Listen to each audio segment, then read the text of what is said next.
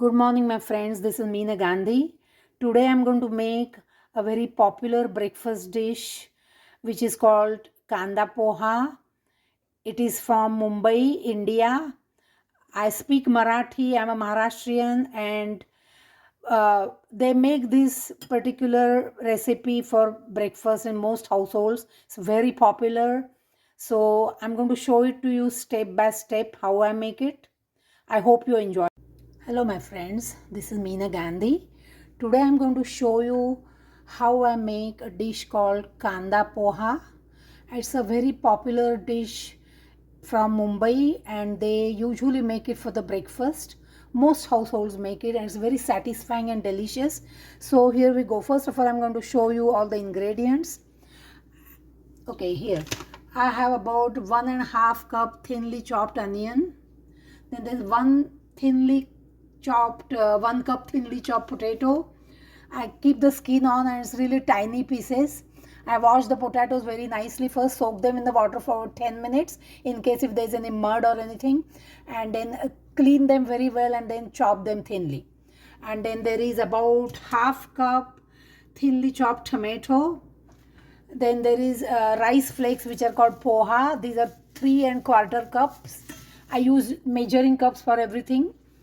And then I have a 1/4 cup peanuts with red skin on.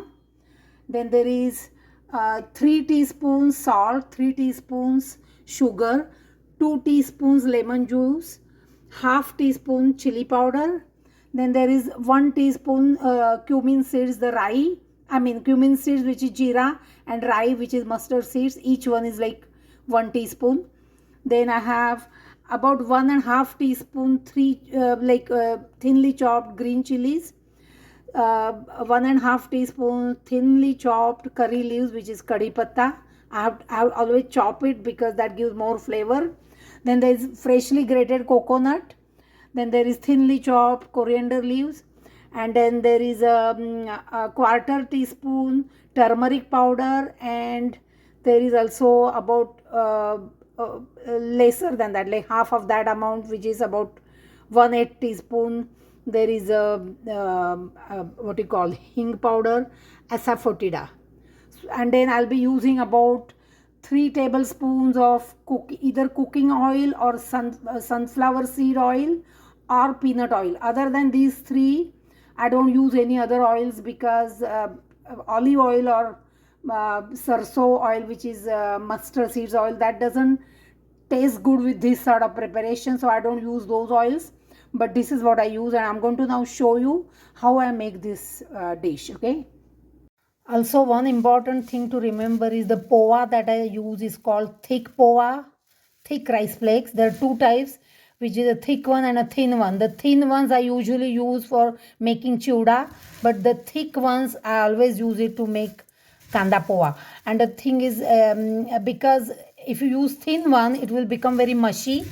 And I personally don't like very mushy kanda poha.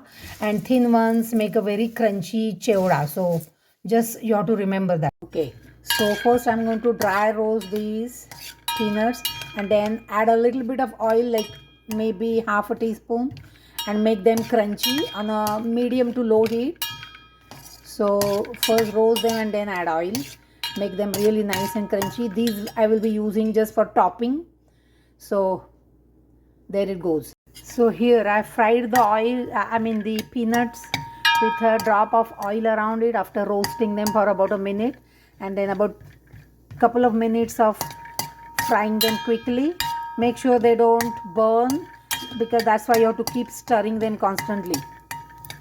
Okay, they're okay. In this large cooking pan, I have added 3 tablespoons of oil, and I'm going to heat it well on a little bit of high heat. But I'm going to manipulate the heat as I need it.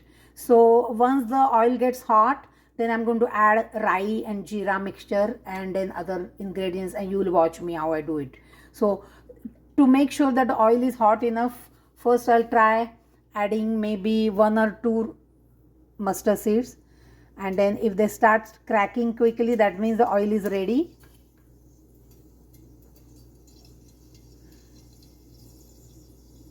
Yeah, They have already started cracking. So rye and jeera mixture, which I showed it to you earlier, I'm going to drop that in it. Then I'm going to drop haldi and hing powder. And I'm going to first add chilies and then curry leaves, and then I'll add onion. And at that stage, I'll reduce the heat because you don't want to burn the onion. You want to really fry it well and cook it well. Also about oil, if I find that the mixture is getting very dry, then I can add a little bit more oil from the sides. I stirred the onion for a minute or two on the low heat, low to medium, not exactly very low, but low to medium heat. And now at this stage, I'm going to add, I added a little bit of salt to it, and that will help frying the onion faster. So you can fry it till it becomes a little bit transparent on a medium heat. Make sure it doesn't get burned, and that is why you have to keep stirring it constantly for say about 5 to 6 minutes. After frying onion for about 5 minutes and stirring it constantly, then I reduce the heat to low, and then I'm going to add potatoes and tomatoes to it, and then add a little more salt from those 3 teaspoons of salt that I have kept aside. What I do is with salt, I don't add the whole salt at once. I first add maybe little bit, keep stirring it, and then once the poha is ready, then I always taste it with any recipe that I make. I'll taste the recipe and then I'll adjust the salt. Sometimes you add more, you need to add more. It depends on your taste, so always use the salt as per your taste. But I usually for this, as I said, about 3 teaspoons or sometimes more or less. After adding tomatoes and potatoes to the onion, I mix them well, and then I also added the chili powder, about half teaspoon. This gives really nice taste. Just the green chilies, don't do it. You have to add, like, that's my way of doing it anyways, but it's optional. You can skip it if you like. It all depends on how hot food you like. So there I've added this, and I mixed it really well, and I'm going to let it cook for another at least 4 to 5 minutes. I have covered the mixture and I'm going to let it cook for 4-5 minutes. So after that, I'm going to add poha to it. So I have placed the poha in the strainer earlier, and I'm going to just shake the strainer for a little while so that if there is any dusty powder of poha or any small pieces, you can see that they will come off. And I'll keep these aside, and I'll only wash them just before I add them to the potato and onion mixture. You have to keep manipulating the heat from low to medium or sometimes high, but when you are frying this mixture, because once you go away from here to wash your pohas, then you can reduce the heat and go. But as long as you're here, you can increase the heat a little bit and keep stirring it constantly so that it doesn't get burnt and it has to get cooked. So that is why I increase the heat a little bit, and I stirred it, and then when I cover it, I reduce the heat. So basically you keep manipulating the heat. Once the potato is cooked, that means I can add poha to it, but you have to make sure that the potato gets cooked really well. If it is raw, if it tastes raw, then it doesn't taste good. Once the potato gets cooked, which you have to make sure by pressing them, the pieces of potato, if they are a little bit hard, then you let them get cooked further. Sometimes depending on the quality of potato, it takes longer time.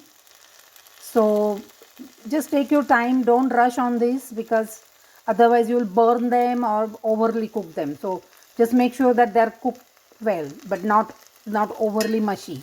And that's the time you add remaining salt. Now my potatoes are ready, so I'm going to add remaining salt, the sugar, and now I'm going to wash my rice flakes and add them to this mixture. I'm going to wash them nicely, and then make sure that the water is all gone. So I just shake it up so all the extra water comes down.